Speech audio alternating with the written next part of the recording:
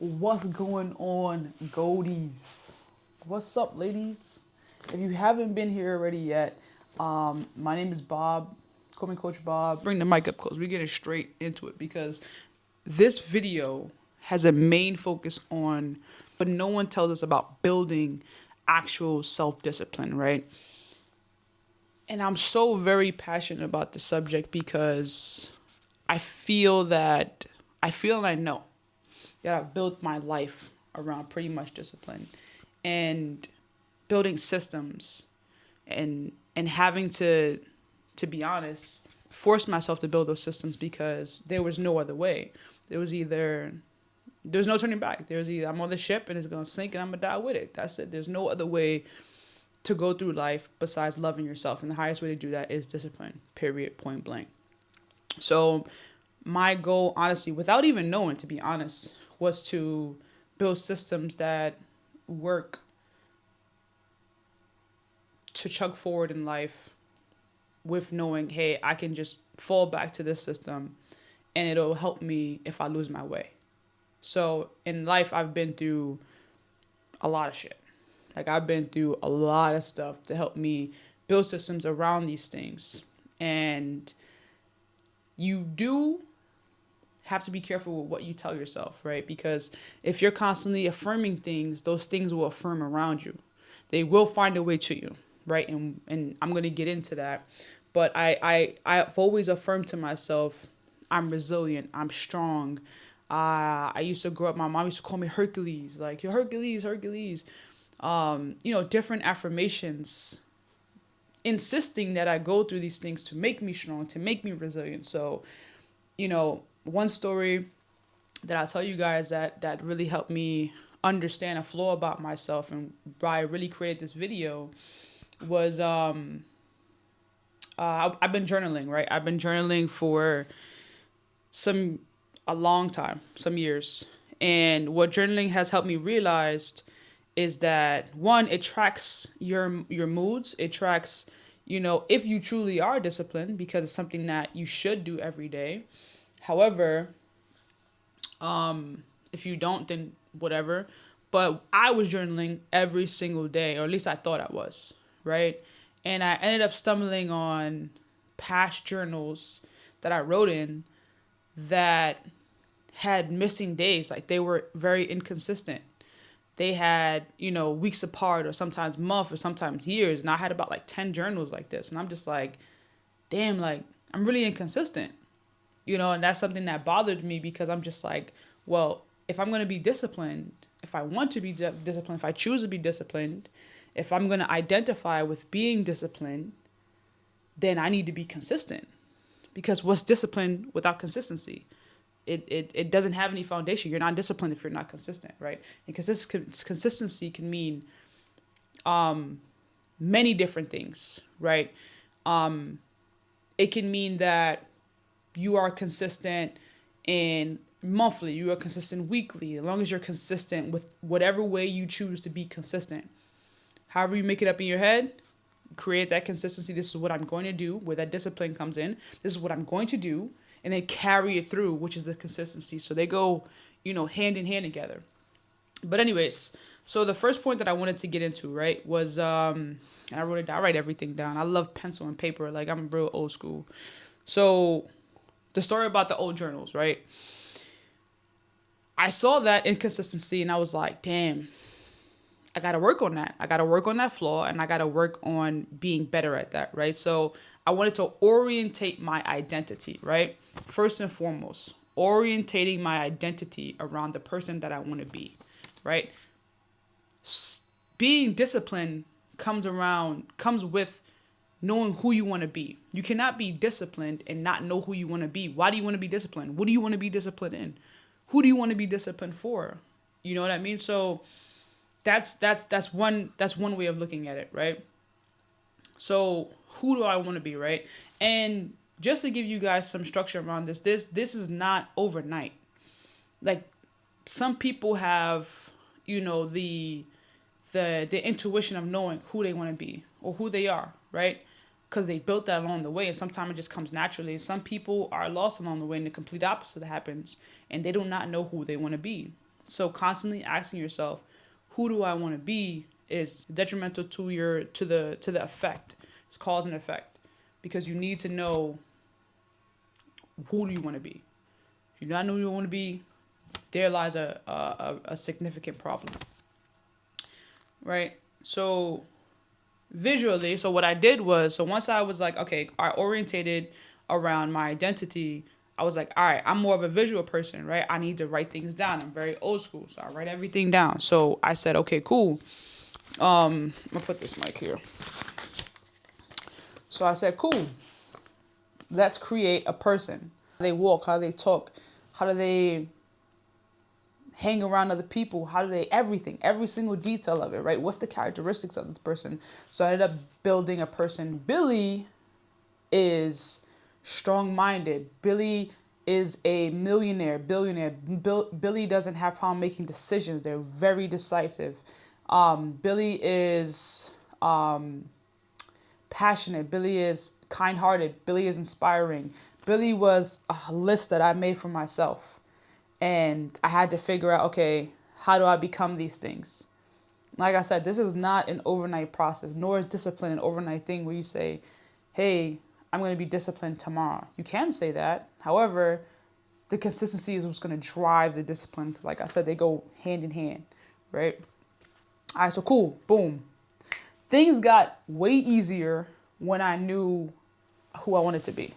They just got a lot easier. I wasn't juggling different personalities or just like, different paths that I wanted to go down. I wasn't juggling that. I was like, all right, this is who I want to be. Now it's time to align the things that I want to do with the person that I want to be, which brings me into the next one, right? Choosing one thing to be disciplined and being consistent in, right? So a lot of times, especially in our day where we are so focused on 1, 2, 3, 4, 5 different things that we're trying to do and work on at the same time. There are great multitaskers in the world, absolutely. But when it comes to chasing really big, ambitious goals, it's really hard to do that when you are focused on so many things at one time, especially when you haven't built a foundation from the one thing that you were trying to get to in the first place, right? So being disciplined in one single thing first and allowing that one thing to build everything else, right? So for one, mine is content creation. Before, it was real estate. It was content creation. It was being a chef. It was being ambassador for companies to sell their products. It was, I could literally write down a list for you of everything that I wanted to do. And my head was just everywhere. Like because I wanted to do everything, your mind is like, all right, cool. We have thoughts. We want to turn them into actions, especially if you're super ambitious.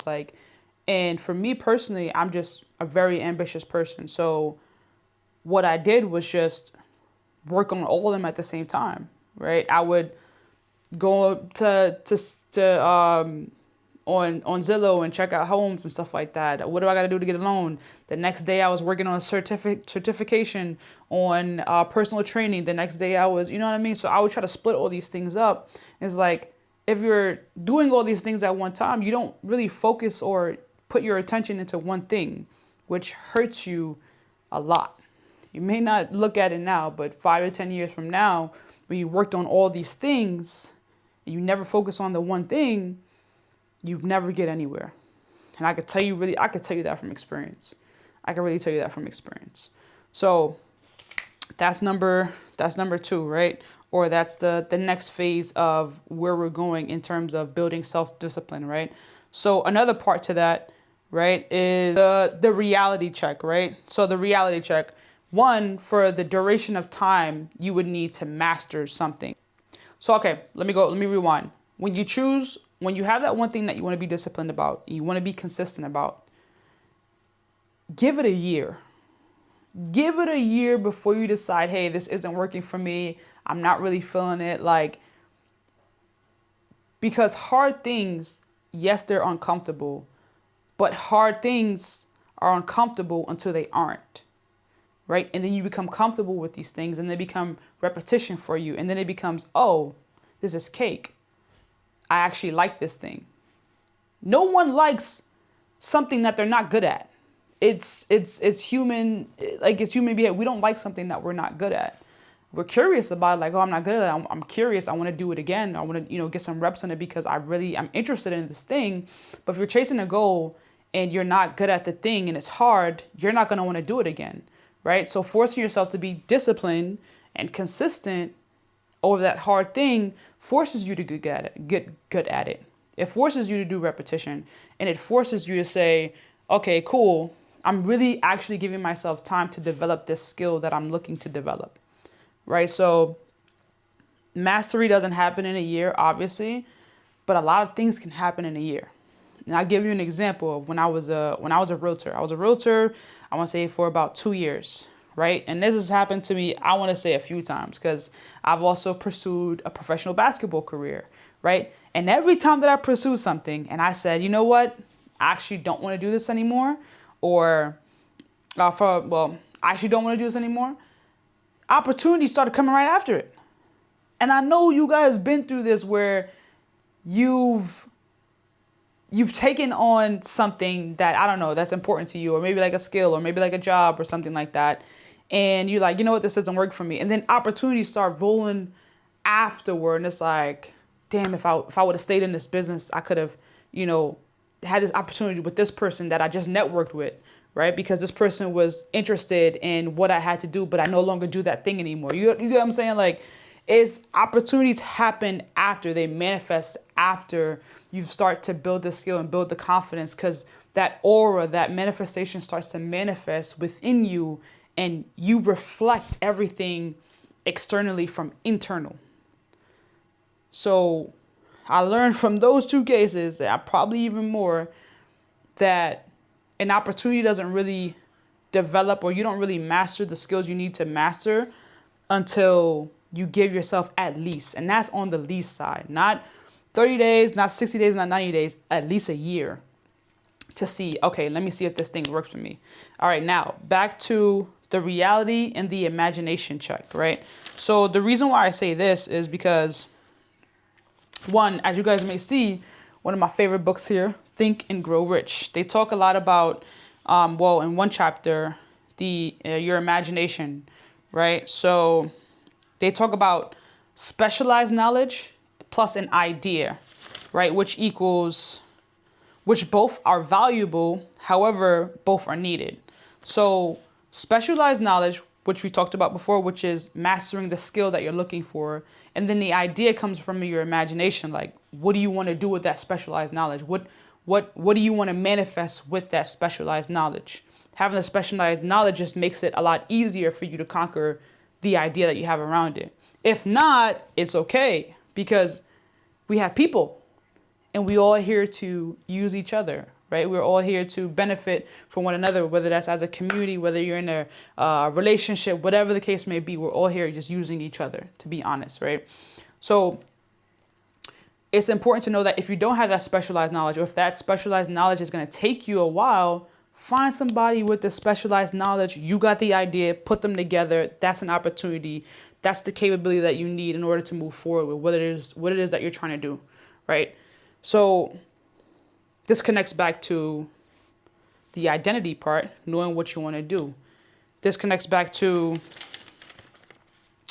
the choosing the one thing, right? You see how we're going from orienting your identity to doing the one thing, to reality check and imagination, having the specialized knowledge with the idea, or finding someone who does, right? Another reason why this is important is because you have to be honest with yourself in terms of how close am I to obtaining the one thing, right? Because the journey is what offsets people, right? So when you find the one thing that you want to be consistent in, when you find, hey, this is the person I want to be, my identity, and everything else, everything starts to connect. The journey is what gets everybody, because it's like, damn, this shit is taking long, right? Or everyone's probably on here like, damn, a year? You talking about 365 days? Like, what? That's too long, right? But it's like, the reality of that is really, and this is something that blew my mind once I found out, is that it really takes 5 years. It really takes 5 years for you to really hone on and master, like really master a skill. And that's still on the lower end of time of actually mastering something.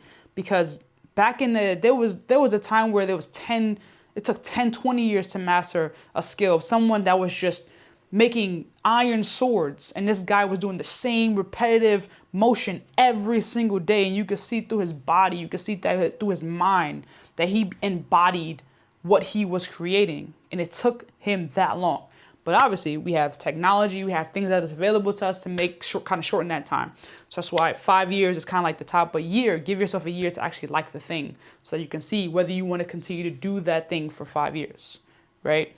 So, but the journey is what really gets people, man. Like, it's like, this is taking too long. It's the patience part. I'm impatient, right? This is where, if you aren't a self-starter, right, and you're intimidated with the thought of, chasing your goals, or if you have the shiny object syndrome, in which I had, I was just like, oh, this is a shiny thing. This is something I want to get into. This is something I wanted to do, right? If you have that, then it's like, you're always going to pop from one thing to the next, right? You're not going to be focused on the one thing. You're not going to be focused on the journey. So that's why this is important to know. It really is important to know, for you to understand that the journey, give yourself a year, right? And giving yourself the reality check, right? How close am I to obtaining the goal? If it's not you, find somebody else that can do it. Because it'll cut the time that much shorter if we're really looking at time frames, right? So, all right. So that points me back into my last point, right? Is purpose, right? And identity, the one thing, the reality check points right into purpose. We got purpose, man. I feel like a lot of people make this word more intimidating than it has to be. And the reason why I say that is because there's so many cultures that really don't focus on passion, or like things that what makes you happy, because it's such a general thing to focus on. Like being passionate about something, or being happy is such a general subject to really devise a plan around, right? Rather than like forcing yourself to do the hard shit so that you can be passionate about, or you can you can revert the formula, which is passion, do the thing. You can do the thing and you can become passionate about it, because you've become really good at it, and you ended up, you said, okay, look, I like it, right? And you develop purpose, because then once that mastery is created around passion, doing a thing, or doing a thing in passion, the purpose is created, because it's like, I like doing this thing. And the real question to purpose really is, what do you love to do? What do you love to do? If you don't know what you love to do, figure it out. Ask yourself every day, what do I like to do? Right? So, purpose, right? Purpose. What do I love to do? Or what am I good at right now that I can continue to become really, really good in, right? And purpose is not essentially what it is. It's what you can offer that you're really good at. So I don't know if you guys ever been through something where you were really good at something, but you just didn't want to show people that you can do it, or that you didn't want to show people that you were capable of the thing that you were secretly good at, right? But maybe that you didn't want to be good at it, right? But the world wants to see it. People want to see it. At that point, right? I'm sorry to say, but that's the thing that you're good at. And that's the thing that you should choose to do in order to find, that's your purpose. Sometimes the things that we're good at brings us purpose. We're naturally good at, so to say. So things that come natural to you is essentially what you are good at, what you're going to love to do. And don't run from that. That's your intuition telling you that's your purpose. If I could really describe how to find your purpose in a nutshell. And yeah, that's pretty much it. That is pretty much it. So I got some homework for you guys. So here's your homework. So I got 3 questions that I want you guys to answer in the comments. And if you're super shy, that's okay. You don't have to answer them. You can just say, I don't know, write them down and then send it to me personally. I don't know. But if you guys aren't shy, put it in the comments. These are 3 questions. What is something you struggle with in order to grow, which is the identity part? What are you good at doing, right? And that's the choosing the one thing, the being disciplined, the being consistent, right? And then the last question is, what do you love to do? And that's the purpose question. So that's your homework. Like I said, if you guys feeling bold, feeling confident, feel like you're up for discussion, and you want people to know who you are, and you're not shy about it. Shit, even if you are shy about it, put it in the comments. Let's talk about it. But that is all from me. I'm glad you guys joined in with this video. I hope this helps. Hope this, helps create a system for you guys in order to, help you through being more disciplined, and getting a sense of what self-discipline really is. But thanks for watching. Make sure you like, subscribe, and comment. Peace.